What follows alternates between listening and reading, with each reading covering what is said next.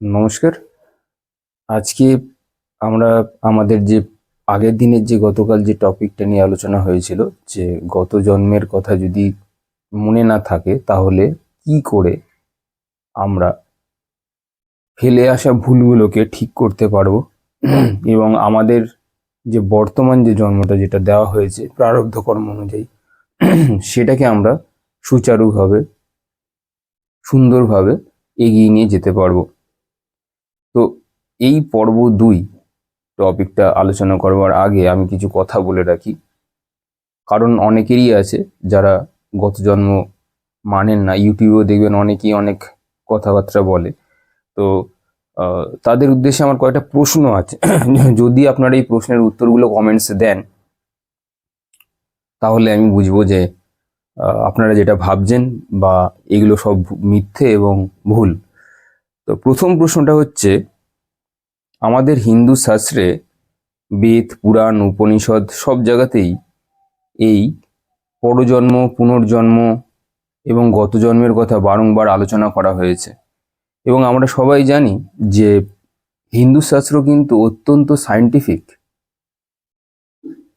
Minimum কয়েক হাজার বছর আগে কি হবে বা কি হতে চলেছে, বা আমাদের এই পৃথিবীর ধরিত্রী থেকে শত যোজন দূরে যে নক্ষত্রের অবস্থানগুলো বসে বসে দেখা এবং সেগুলোকে রিসার্চ করা কিন্তু করে গেছে আমাদের এই ভারতীয় মুনি ঋষিরা। তারা আপনার বা আমার মতন সংসার নিয়ে সবসময় ব্যস্ত ছিল না। তারা এমন কিছু কাজ করে গেছেন বা তারা এমন কিছু জিনিসের প্রতি সময় ইনভেস্ট করেছেন যেগুলো আমরা তো ভাবনা তো দূরের কথা, করা তো দূরের কথা, সেগুলো আমাদের চিন্তা ভাবনা পর্যন্ত তত দূর যায় না। তারা এমন কিছু পথের সন্ধানের কথা বলে গেছে যেগুলো এখনকার দিনে আপনি যদি কোথাও বই কিনতে যান সেখানেও কিন্তু লেখা টেখা কিচ্ছু পাবেন না। তাহলে কি তাদের কথা ভুল? আপনি যদি আহ জন্মের কথা বা পুনর্জন্মের কথা বা গত জন্মের কথা যদি ভুল বলেন, তাহলে আমাদের পুরো হিন্দু শাস্ত্রটাই তাহলে ভুল। হিন্দু যারা আছে তারা বুঝবে বা জানবে যে আমাদের হিন্দু শাস্ত্রে বারবার করে গত জন্মের হয়ে থাকা, পুনর্জন্ম, এগুলো নিয়ে বারবার আলোচনা করা হয়েছে। এটা হচ্ছে প্রথম প্রশ্ন। যদি আপনি ঠিক হন তাহলে হিন্দু শাস্ত্র ভুল। নাম্বার সেকেন্ড, মৃত্যুর পরে তাহলে শ্রাদ্ধ শান্তি করা হয় কেন? কেন করেন? তাহলে তো নাই করতে পারেন। আমি তো বলছি, আমি যারা শুনছে তাদেরকে আমি বলছি, আপনি যদি কোথাও দুর্ঘটনা বা অ্যাক্সিডেন্টে যদি আপনাদের বাড়িতে কেউ মারা গিয়ে থাকে বা অন্য কোথাও মারা গিয়ে থাকে, যদি জানেন এবং তার বয়স যদি 30-35-এর মধ্যে হয়, তার এনার্জি অত্যন্ত ভাইব্রেন্ট, সেখানে শ্রাদ্ধ শান্তি করবেন না এবং সেই বাড়িতে থেকে দেখুন না কিরকম লাগে। 1 বছর থাকুন, তারপরে আমাকে এসে বলবেন।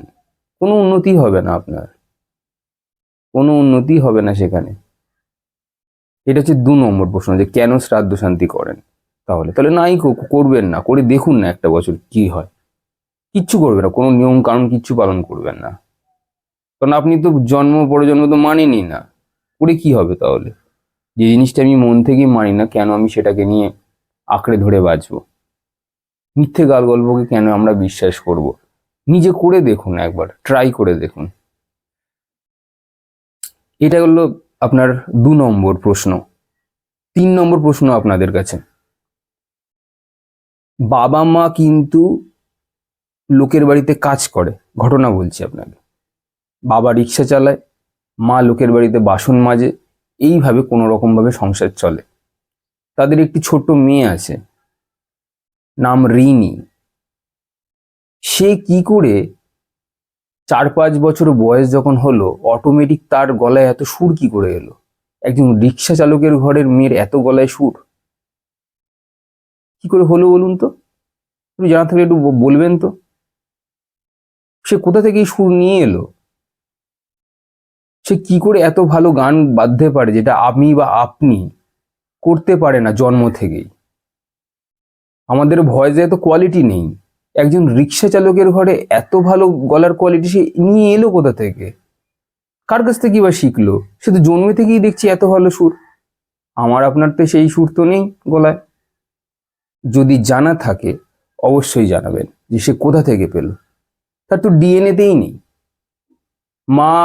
মায়ের যদি এত সুর থাকতো তাহলে সে নিশ্চয়ই গান বাদ্য, গান তৈরি করত। তা তো নয়, মায়ের তো কর্কশ ভয়েস, তাকে তো আমি চিনি। বাবা রিক্সা চালায়, কি করে তাহলে এলো বলুন তো? এই প্রশ্নের জবাবগুলো যদি দিতে পারেন তাহলে আমাকে কমেন্টসে অবশ্যই বলবেন। কমেন্টসের রিপ্লাই দেওয়া সম্ভব হয় না, কিন্তু পড়ি, কমেন্টসের রিপ্লাই পড়ি। এই পর্বগুলো নিয়ে আলোচনা করবার আগে এই কথাগুলো বলা বা এই প্রশ্নগুলো করা আপনাদের কাছে অত্যন্ত দরকার ছিল। 4র্থ নম্বর প্রশ্ন আপনাদের কাছে, আপনি জীবনে যে কষ্টটা অনুভব করছেন, ধরুন আপনার ভাই আছে বা বোন আছে, আপনারা একই পরিবারে থাকেন, সেম কষ্টটা সে কেন অনুভব করতে পারছে না? কেন বলুন তো পারছে না? আপনারা তো একই বীজ থেকে এসছেন, মানে একই জায়গা থেকে আপনার জন্ম, আপনার একই জায়গা থেকে ব্রন অ্যান্ড বট আপ হয়েছেন, একই একই মাটি থেকে আপনারা উঠে এসছেন। তাহলে তাহলে দুজনের লাইফস্টাইল বা চিন্তাধারা, ফিলিংস, ইমোশনস কেন আলাদা হলো? কেন বলুন তো? আপনি যে অপরচুনিটিটা পাচ্ছেন, আপনার পাশের লোকটা পাচ্ছে না কেন? বা সে যে অপরচুনিটিটা পাচ্ছে বা যে সুযোগটা পাচ্ছে, আপনি কেন পাচ্ছেন না? এই প্রশ্নগুলো একটু মাঝে মাঝে করবেন, নিজেকে একটু ডাউট করবেন মাঝে মাঝে, যে আমরা যেটা করছি সেটা কি পুরোটাই কি ঠিক করছি না ভুল করছি। আসলে আমাদের না পুরোটা জানা নেই, তাই জন্য আমরা চেতনার সর্বস্তরে গিয়ে, একদম উপরে উঠে গিয়ে কোনো ডিসিশন নিতে পারি না। আমরা পুরোটা দেখতে পাই না, সেই জন্য আমরা এমন অনেক সিদ্ধান্ত নিয়ে থাকি যেগুলো বেশিরভাগ সময় ভুল। এবং আপনি যেটা দেখতে পাচ্ছেন সেটা হয়তো আমি দেখতে পাচ্ছি না, কিন্তু আপনার যে অনুভব আছে সেই অনুভব হয়তো আমার নেই। আর যেহেতু আমার সেই অনুভব নেই, আমি বলে দিচ্ছি আপনার যে অনুভবটা আছে সেটা ভুল, সেটা ঠিক নয়। এতে কি হচ্ছে, আমাদের সৃষ্টির যে কোর ভ্যালু আছে, যে এসেন্স আছে, আপনি তাকেই ডিনাই করে দিচ্ছেন। এই যে যারা ধরুন আধ্যাত্মের পথে রয়েছে, বা যারা ধরুন কালী মায়ের সাধনা করেন, তারা অনেক দর্শন পান, তারা অনেক দর্শন পান, তারা অনেক স্বপ্ন পান। তারা এমনও দেখেছেন যে মা এসেছেন, তাদের সাথে কথা বলছেন। এবার আপনার আমার তো সেই এক্সপিরিয়েন্স নেই। আপনার আমার কি সেই এক্সপিরিয়েন্স আছে? নেই, সেই অনুভূতি নেই, তাদের দেখাও পাইনি। তাই জন্য আমরা বলে দিচ্ছি না, এই সমস্ত বাজে কথা, এই সমস্ত মিথ্যে গাল গল্প। তো আপনি এগুলো তখনই বলবেন যখন আপনার জীবনে এই অনুভবগুলো, আপনি এগুলো প্র্যাকটিস করেছেন, অথচ আপনার জীবনে অনুভবগুলো আসেনি। আমি তো ঘন্টার পর ঘন্টা তো মায়ের সামনে থাকতে পারছি না, বা আপনি যাকে ভালোবাসেন তার সঙ্গে সময় দিতে পারছেন না, যে ইষ্ট দেবী আছে বা ইষ্ট দেবতা আছে। তাহলে কি করে আমরা অনায়াসে এইগুলোকে কেটে দিচ্ছি? তো এগুলো একবার বিচার্য বিষয়, একবার ভেবে নেবেন। তো আজকে এই কথাগুলো বলে এবার আমি মেন জায়গাতে ফিরে আসছি। এতক্ষণ বললাম, এগুলো দরকার ছিল বলবার জন্য, সেই জন্যই বলা হলো।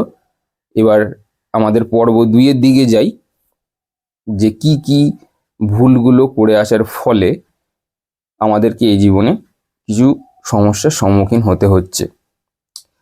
আচ্ছা, দেখবেন অতিরিক্ত ইয়ার্কি করার পরেই একটা অ্যাক্সিডেন্ট হয়ে গেল।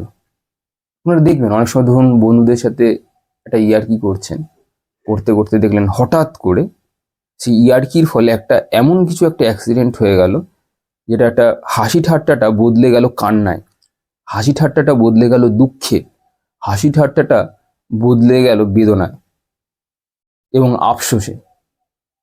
কেন এরকম হয়?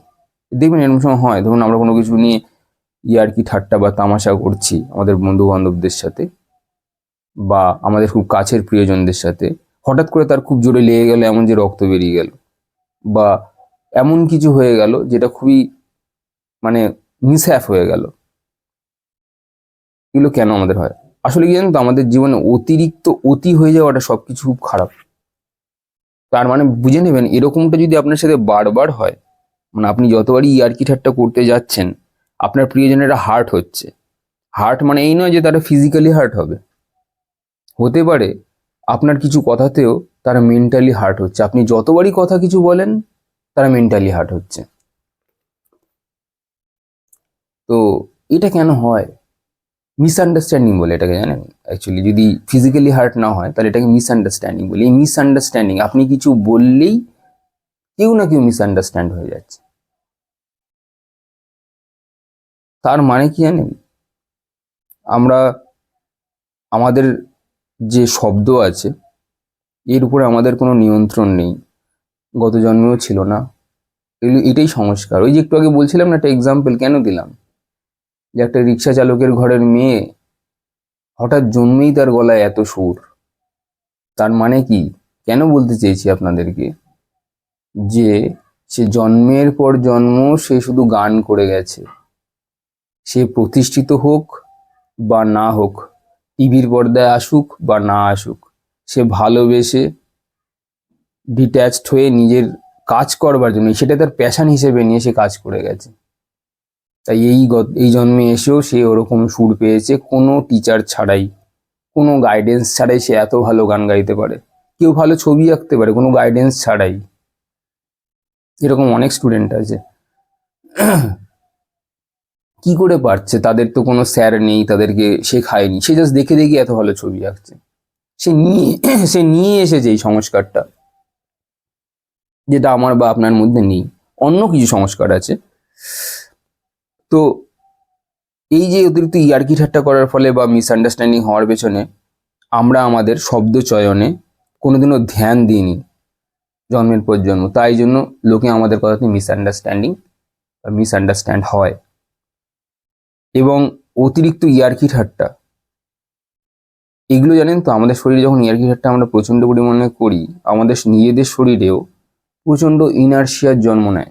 ইনার্শিয়া ছাড়া, আপনার শরীরে যদি ইনার্শিয়াতে কেড়ে নেওয়া হয় কিছুক্ষণের জন্য, আপনি এক্ষুনি চোখ বন্ধ করে বসে থাকবেন, আপনি উঠতেই পারবেন না, আপনি উঠে দাঁড়াতেই পারবেন না। তো এগুলো নার্ভ এন্ডিংসগুলো অতিরিক্ত অ্যাক্টিভ থাকার কারণে এগুলো হয়।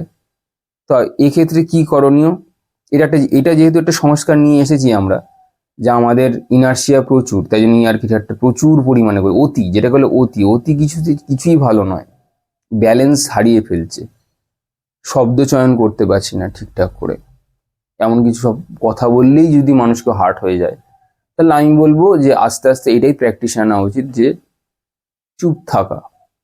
ঠিক আছে, বলে কেউ যদি বলে আপনাকে কিছু শান্তি পায়, কি আর করবে, বেশি দূর কি হবে, সে বলবে আপনাকে, শুনে নেবেন, কি হবে। এমন তো না যে আমার কিছু পয়সা হারাতে হচ্ছে বা আপনার কিছু হারাতে হচ্ছে, বা আপনি মেন্টালি ফিজিক্যালি ইল হয়ে যাবেন তার কথা শুনে নেবেন, কিন্তু নিজে এমন কিছু কথা না বলাটাই ভালো। সেক্ষেত্রে চুপ থাকাই উচিত, তবে আমরা আমাদের সংস্কার পাল্টাতে পারবো। আচ্ছা, সেকেন্ড হচ্ছে গিয়ে, অনেকের পড়াশোনায় মন বসে না। আবার অনেকের দেখবেন যে তারা বই ছাড়া যেন থাকতেই পারে না, এরকম কিছু মানুষ আছে। তো যারা বই ছাড়া কিছুতেই থাকতে পারে না, এদের না গত জন্মান্তর ধরে এরা বই পড়তে যথেষ্ট ভালোবেসে এসেছে।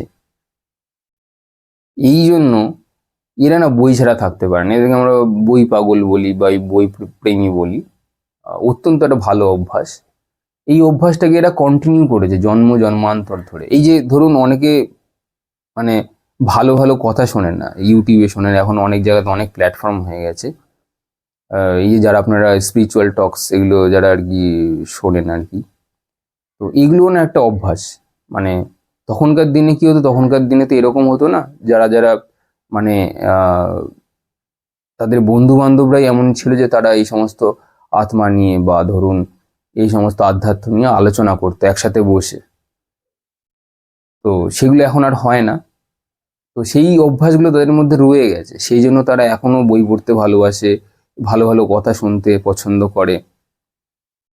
তো এইগুলো হচ্ছে তাদের সংস্কার, তারা সংস্কার নিয়েই এসেছে। তারা জন্মেই, তাদেরকে যদি কোনোদিনও বাই চান্স যদি একটা ভালো একটা গল্প শোনানো হয়, তারা মন দিয়ে সে গল্পটাই শোনে। আবার অনেকে আছে তারা বই ভালোই লাগে না, সেটা গল্পের বই হোক বা যে বই হোক না কেন, কারণ তারা কোনোদিনও অধ্যাবসায়ই করেনি, মানে একটা জায়গাতে চুপ করে বসে ফোকাসড হয়ে কোনো কিছুকে ধৈর্য ধরে পড়া, এই ধৈর্যটাই তাদের অভ্যাসের মধ্যেই নেই। তাই জন্য তারা একটা জায়গাতে টিকে থাকতে পারে না, বা তাদের মন বসে না, তাদের মন সবসময় এদিক ওদিক হয়ে থাকে। দেখবেন কেউ একটা জায়গায় স্থির হয়ে বসতেই পারে না 10 মিনিট। তার সেই অভ্যাসই সে জনকে কেন পারছে না। অপরদিকে দেখবেন কোনো একটা বাচ্চা জন্মে দেখবেন সে চুপ করে বসে রয়েছে একটা জায়গায়। অনেকে দেখবে বাবা মা বলে যে বাচ্চা খুব ভালো, মানে খুব লোকের বাড়িতে গেলে খুব বেশি ছটপট করে না, চুপচাপ থাকে বসে। এগুলো সংস্কার। 2-3 বছর বয়সী এরকম চুপচাপ বসে আছে, একটা খেলনা দিয়েছে সেটা নিয়েই পড়ে রয়েছে, লোকের দিকে তাকিয়ে তাকিয়ে দেখছে ছোট ছোট চোখ দিয়ে, কিছুই করে না। আছে এরকম, তারা সংস্কার নিয়ে এসেছে। আবার কিছু কিছু বাচ্চা দেখবেন বসতেই পারে না, সব সময় নয় ওটা ভাঙছে, নয় সেটা ভাঙছে, নয় ওটা টানছে। প্রচুর মার্শিয়ান এনার্জি থাকে বাচ্চাদের সেই সময়। তো সে এই সংস্কারটাকে নিয়ে এসেছে। একটা সময় চলে যায়, একটা বড় বয়সের পর এই জিনিসটাও চলে যায় আস্তে আস্তে।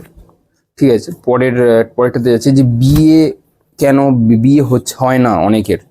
প্রশ্ন করেছিল একজন, এরা কি কর্মের ফলে হয়। দেখুন, বিয়েটা হচ্ছে দুটো আত্মার একটা সংযোগ স্থাপন। এখানে অনেকে দেখবেন আলোচনা করেন টুইন ফ্লেম বলে। আসলে ব্যাপারটা কি হচ্ছে যে আপনার জীবনে ধরুন একটা বড় কর্ম রয়েছে, সেটাকে ভাগ করে নেওয়ার জন্য, মানে সে টাস্কটাকে, এটা তো একটা টাস্ক, সেই টাস্কটাকে কমপ্লিট করবার জন্য যদি দুটো লোক একসাথে করে তাহলে খুব তাড়াতাড়ি কমপ্লিট হয়ে যায়। যদি আপনার কাছে অত বড় কর্মের স্ট্রাকচার যদি থেকে থাকে, তাহলে তাড়াতাড়ি কমপ্লিট হয়ে যায়। তাই জন্য লোকে ওই নাম দিয়েছে এটাকে টুইন ফ্লেম জার্নি। কিন্তু অনেক সময় না এটা হয়ও না। কিরকম হয় না, যদি যাদের বলছেন যে বিয়ে হয় না, তাদের কোনো কার্মিক কোনো লেনদেন আর বাকি নেই, তাই জন্য তাদের বিয়ে হচ্ছে না। এই সিম্পল কথাটা কেউ বোঝারই চেষ্টা করছে না। মানে ধরুন সে বারবার করে বিয়ে, ভালো কাজ বাজ করে, ভালো রোজগার পাতিও করে, কিন্তু সে বরাবর বারবার চেষ্টা করছে বিয়ের জন্যে, কিন্তু সেটা হচ্ছে না, চেষ্টা করেও হচ্ছে না। তার কারণ হচ্ছে যে তার কোনো মহিলার প্রতি বা ছেলের প্রতি কোনো কার্মিক লেনদেন আর বাকি নেই। দেখবেন আমাদের জীবন থেকে কিছু কিছু মানুষ, আমাদের প্রিয়জনদেরই কথা বলছি, একটা সময়ের পরে ওরা না চলে যায়, বা বিচ্ছেদ হয়ে যায়, বা নিজেরা নিজে থেকে আলাদা হয়ে যায়। কারণ তার সঙ্গে আমাদের জীবনযাপন বা সম্পর্ক অতটুকুই হওয়ার কথা ছিল। ওষুধ দেখেন না, পেছনে এক্সপায়ারি ডেট থাকে। প্রত্যেক জিনিসের একটা এক্সপায়ারি ডেট থাকে। আমাদের জীবনের একটা এক্সপায়ারি ডেট আছে, আমাদের রিলেশনশিপ, সেটারও একটা এক্সপায়ারি ডেট আছে। হয়তো সে 2 জন্ম আগে সেই এক্সপায়ারি ডেট তার ওভার হয়ে গেছে, কিন্তু এই জন্মে এসে সে লোকের দেখা দেখি সে চাই যে বিয়ে একটা সামাজিক প্রথা, সামাজিক একটা ট্র্যাডিশন, সে সেটাকে করবার বারংবার চেষ্টা করছে এবং ফেল হচ্ছে। এই জন্য আমাদের শাস্ত্রে বলা আছে যে জন্ম মৃত্যু বিয়ে 3 বিধাতা নিয়ে। এই জন্যই বলেছে, কারণ এগুলোর জন্য চেষ্টা করো না, এগুলো হলে পরে এমনিই হয়ে যাবে। জন্ম নিয়ে তোমায় ভাবতে হবে না, মৃত্যু নিয়েও ভাবতে হবে না, আর বিয়ে নিয়েও ভাবার কোনো দরকার নেই। যদি কার্মিক লেনদেনে থেকে থাকে সে অটোমেটিক আসবে আপনার কাছে, আর যদি চলে যাওয়ার থাকে সে অটোমেটিক চলে যাবে। আপনি ছেড়ে দিন, যদি যাওয়ার হয় তো ছেড়ে দিন, আটকে রাখবেন না, চলে যেতে দিন। বিচ্ছেদ হয় তো অনেক সময় হয়, ডাইভোর্স হয়, বা কোনো এক কারণে বনিবনা হচ্ছে না, মিসআন্ডারস্ট্যান্ডিং হচ্ছে, যেতে দিন যদি কেউ যেতে চায়। কারণ তার সঙ্গে এক্সপায়ারি ডেট ওভার, আপনার সাথে অতদিনই ছিল। যদি ধরুন এখন 2025-এ দাঁড়িয়ে নভেম্বর মাসে কেউ এত তারিখে আপনার জীবন থেকে চলে যেতে চাইছে, তার এক্সপায়ারি ডেট ওভার, এবার ওষুধ শেষ। আপনার আপনার ডাক্তার তো আপনাকে বলবেন না সারা জীবন, কিছু কিছু ওষুধ আছে সারা জীবন খেতে হয়, সেটা পরে আসছি, কিন্তু কিছু কিছু ওষুধ আছে আপনাকে একটা টাইম পিরিয়ড অবধি খেতে হয়। তো ওই ওষুধটা আপনার অত অবধি খেতে হতো, তারপরে শেষ। আর কিছু কিছু ওষুধ আছে যেগুলো ছাড়া আপনি জীবনটা চালাতে পারবেন না। যেরকম অনেকে আছে সুগারের ওষুধ খায়, থাইরয়েড আছে খেতে হয় যাদের থাকে। তাহলে আমাদের জীবনে কোন কোন ওষুধগুলো সারা জীবন খাওয়া উচিত? আমাদের আত্মা যাতে ভালো হয় সেই ওষুধগুলো আমাদের সারা জীবন ধরে খাওয়া উচিত। আশা করি বুঝতে পেরেছেন সবাই। আচ্ছা, নেক্সট, কখনো যখন কোনো ইচ্ছেই যখন আর পূরণ হচ্ছে না, এরকম হয় যে কিছু কিছু সময় যে কোনো ইচ্ছেই কিন্তু আর পূরণ হচ্ছে না। কেন পূরণ হচ্ছে না? প্রকৃতি আপনাকে কি জানাতে চাইছে? প্রকৃতি আপনাকে জানাতে চাইছে যে আপনি সমস্ত ইচ্ছেগুলো না আপনার কমপ্লিট হয়ে গেছিল কোনো এক সময়, কোনো এক জন্মে। হয়ে যাওয়ার পরে আপনার মধ্যে বৈরাগ্য চলে এসছে। মানে ধরুন আপনি প্রচুর টাকা চেয়েছিলেন, এক্সাম্পল, কারণ অনেকগুলো এক্সাম্পল দিলে পরে আরো বড় হয়ে যাবে অডিও। প্রচুর টাকা চেয়েছিলেন, তো আপনি টাকা পেয়েও ছিলেন। পাওয়ার পরে আপনার মনে হয়েছে যে ইস, আমি এটার জন্য সারা জীবন এত এত ছুটলাম, এখন পাওয়ার পর তো আমার সেই ফিলিংসটা আর আসছে না। যতক্ষণ ছিল না ততক্ষণ আমার মনে অভাব ছিল, মনের অভাব ছিল। যখন আমি পেয়ে গেলাম তখন মনে হচ্ছে যে না, সেরকম কিছু না যেরকমটা আমি ভেবেছিলাম। যে অনেকে ধরুন বিয়ে হচ্ছে না, হঠাৎ করে যদি খুব চেষ্টা করছে যে বিয়েটা হয়ে গেলেই সে ভাবছে যে আমার জীবন কমপ্লিট হয়ে যাবে, বিয়েটা হয়ে গেলে। হচ্ছে না, বিয়েটা যখনই হয়ে গেল তখন সে ভাবলো কি যে না, অতটাও ওরকম না, মানে ব্যাক টু স্কোয়ার লাইফ, মানে আবার যেখানে ছিল সেখানেই নর্মাল হয়ে গেল। মনের মধ্যে যে একটা যে কি বলবো, একটা যে ঢেউ উঠেছিল, সেই ঢেউটা কিন্তু আবার শান্ত হয়ে যায়। তো আসলে কিছুই নাই যে আমরা চাইছি এটা ওটা সেটা, এগুলো একটা সময় পরে না ঠিক পূরণ হয়ে যাবে। যতক্ষণ আপনার ইচ্ছে পূরণ হবে না ততক্ষণ আপনার ঢেউ উতাল পাতাল হবে। যখনই পেয়ে যাবেন আবার ঢেউ শান্ত হয়ে যাবে, মানে জল আবার নিজের জায়গায় ফিরে আসবে, সমতলে ফিরে আসবে। তো প্রকৃতি কেন চাইছে আপনার ইচ্ছেগুলো না পূরণ হোক? এর পেছনে কারণ আছে। প্রকৃতি চাইছে আপনার ইচ্ছেগুলোকে আপনি এবার ত্যাগ করুন, কারণ ইচ্ছের পেছনে আপনি সারাটা জীবন ছুটেছেন। এইবার আপনার ইচ্ছের ধরনটাকে একটু পাল্টান। ইচ্ছে ছাড়া তো আর বাঁচতে পারবেন না। এবার আপনি নিজের আত্মাকে ভালো করবার ইচ্ছেটা নিজের মধ্যে রাখুন, নিজের মধ্যে ধৈর্য বাড়াতে শিখুন, এটাও একটা ইচ্ছে। আপনার যে খারাপ অভ্যাসগুলি আছে সেগুলোকে ত্যাগ করবার ইচ্ছে রাখুন। আপনার মনে হচ্ছে যে যাদের সাথে থাকলে আপনার মানসিক অশান্তি হচ্ছে, তাদের থেকে দূরে থাকার একটা ইচ্ছে পোষণ করুন নিজের মধ্যে। যে খাবারগুলি খেলে আপনার শরীরে বারবার অসুবিধা হচ্ছে বুঝতে পারছেন, অথচ কন্ট্রোল করতে পারছেন না, সেগুলো থেকে একটুখানি দূরে থাকার চেষ্টা করুন বা অ্যাভয়েড করুন। এই জন্য প্রকৃতি চাইছে যে আপনার মানে আপনার ইচ্ছের প্রকৃতির ইচ্ছে কিন্তু এক নয়, এটা প্রথমে জানার চেষ্টা করুন। আমাদের যে ইচ্ছেগুলো আছে প্রকৃতির ইচ্ছে কমপ্লিটলি ডিফারেন্ট। এবার মজার বিষয় হলো প্রকৃতির যে ইচ্ছেটা সেটা আমরা জানি না, কিন্তু আমাদের ইচ্ছেগুলো প্রকৃতি জানে। এবার প্রকৃতি ধরুন জানে যে আপনার ভাগ্যে আপনি চাইছেন বিয়ে করতে, এটা আপনার ইচ্ছে, এক্সাম্পল দিচ্ছি। প্রকৃতি চাইছে আপনার বিয়ে না করাতে, কারণ ওতেই আপনার মঙ্গল। বিয়ে করলে হয়তো দেখা যাবে আপনার ডাইভোর্স হবে, মানসিক যন্ত্রণার মধ্যে দিয়ে যাবেন, বা এমনও হতে পারে আপনার কোনো খারাপ কোনো স্টেপ নিয়ে ফেললেন, ঝগড়া মারপিট হতে পারে, তো এতে আপনার অমঙ্গল আছে। কিন্তু আপনি তো সেটা জানেন না, বড় ইচ্ছেটা আপনি জানেন না, বড় ইচ্ছেটা আমাদের প্রকৃতি জানে। কিন্তু আপনার এই ছোট ইচ্ছেগুলো আপনি ধরে বসে রয়েছেন বা আমি ধরে বসে রয়েছি। তো প্রকৃতি যা করছে আমাদের সাথে সেটা ভালোর জন্যই করছে। এখন আপাতত সময় মনে হচ্ছে যে আমার সাথে খারাপ হচ্ছে, কিন্তু পরে গিয়ে আপনি বুঝতে পারবেন, জীবনের একটা সার্টেন এজের পরে গিয়ে বুঝবেন যে আমার সাথে যদি কোনো খারাপ হয়েও ছিল তবে সেটা ভালোর জন্যই হয়েছিল। এটা ইনিশিয়াল স্টেজে বুঝতে পারা যাবে না, এটা পরে গিয়ে বুঝতে পারা যাবে যে প্রকৃতি এই ইচ্ছেগুলো আমার ছিল, পূরণ করেনি, খুব ভালো করেছে। কারণ ওই ইচ্ছেগুলো পূরণ করলে আমাকে আরো আরো আরো ঝামেলা পোয়াতে হতো, তো আমাকে আরো ঝামেলা পোয়াতে হয়নি, প্রকৃতি আমাকে বাঁচিয়ে দিয়েছে। থ্যাঙ্কফুল থাকুন, গ্র্যাটিটিউড রাখুন প্রকৃতির কাছে। আচ্ছা, এবার পরেরটা হচ্ছে এই যে অনেকের নিজের প্রতি অবসেশন, মানে যেরকম অতিরিক্ত সেক্স থাকে এর প্রতি অবসেশন থাকে। তো সেটা যদি আমি বলি, এটা একটা অবসেশন। এটা আপনার এক জন্মের সংস্কার না, কারণ প্রত্যেকের লিবিডো সমান না, প্রত্যেকের লিবিডো কম বেশি ভ্যারি করে। তো অতিরিক্ত পরিমাণে এই যে ঈশ্বর আমাদেরকে চোখ দিয়েছেন, কিন্তু চোখ দিয়ে আপনি কি কাজ করবেন, মানে কি দেখবেন আর কি দেখবেন না, এইটুকু তো আপনার মধ্যে দিয়েছে। তো সেগুলোর কর্মগুলো আমরা কোনো জন্মেই ঠিকঠাক করে আসিনি। আমরা যাই দেখেছি কিনা আমাদের এই চোখ দিয়ে সেটাকে করাপ্ট করে ফেলেছি, খারাপ নজরে দেখেছি। এই জন্য লোকে থার্ড আইয়ের কথা কেন বলে, মানে আমাদের যে দুটো যে চোখ আছে, এই দুটো চোখ খুব করাপ্টেড, খুব মানে পলিউটেড। এই থার্ড আই যখনই আপনার থাকবে, মানে এই যে জ্যোতি, এখানে শিব আর শক্তির বসবাস স্থান, আপনি যখন এই চোখ দিয়ে যখন কোনো কিছুকে দেখবেন, আপনি জ্ঞান পাবেন, সেখান থেকে নলেজ পাবেন, এবং নলেজ যখনই পাবেন আপনার পলিউট পুরো কেটে যাবে। আপনার যে কোনো জিনিসের গভীর ডেপথ থাকবে, যে কোনো জিনিসকে বোঝবার জন্য আপনাকে কাউকে এসে বোঝাতে হবে না। ফলে এগুলোর থেকে আপনি বেরিয়ে আসতে পারবেন। এটা খুব ছোট মোটো একটা জিনিস।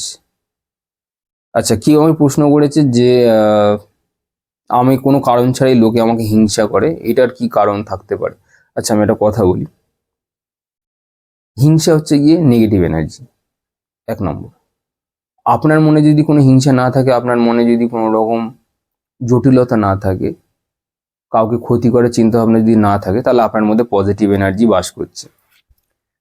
এটা একটা নেচারের ল, যে যেখানে বড় এনার্জি থাকবে বা পজিটিভ এনার্জি থাকবে, সেখানে সমস্ত রকমের এনার্জিরা ম্যাগনেটাইজড হবে, মানে আকর্ষিত হয়ে ছুটে আসবে। মানে আপনি যদি পজিটিভ এনার্জিতে থাকেন বা পজিটিভ ভাইব্রেশনে থাকেন, আপনার কাছে নেগেটিভ এনার্জিও ছুটে আসবে, আপনার কাছে পজিটিভ ভাইব্রেশনও ছুটে আসবে। এবার কথা হচ্ছে, আপনি যদি খুব বড় পরিমাণে পজিটিভ ভাইব্রেশন আপনার মধ্যে যদি থাকে, ছোটখাটো নেগেটিভ এনার্জি আপনার কিছু করতে পারবে না, সেটা যাই হোক না কেন।